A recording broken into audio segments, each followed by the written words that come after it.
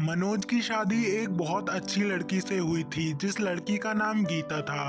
मनोज बाजार में उसके साथ एक समोसे का ठेला लगाया करता था। मनोज और गीता दोनों का ठेला बहुत ज्यादा अच्छा चलता था। समोसा बिक जाने के बाद जितनी ज्यादा बचत होती थी वे अपने घर का राशन पानी खरीद लिया करते थे।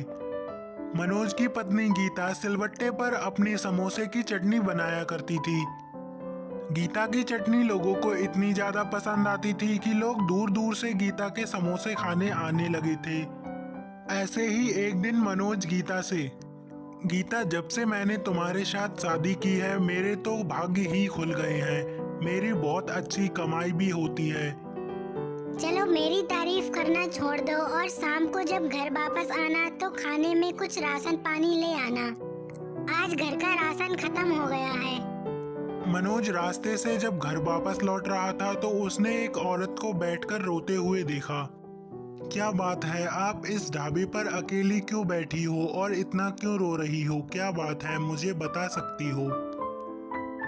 मेरे घर वालों ने मुझे घर से बाहर निकाल दिया है और कहा है कभी भी वापस लौटकर मत आना। क्या तुम मेरी कोई मदद कर सकते हो? फिर उसके बाद मनोज उस औरत को अपने घर पर ले गया।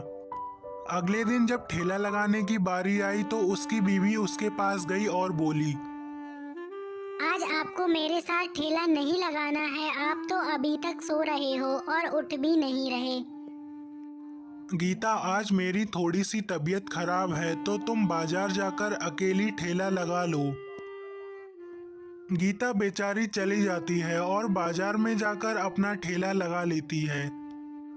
थोड़ी देर बाद गीता के ठेले पर उसका देवर आता है। गीता से कहता है, भाभी, आज मैंने भैया को किसी औरत को लेकर बाजार में घूमते हुए देखा था। वो औरत कौन है?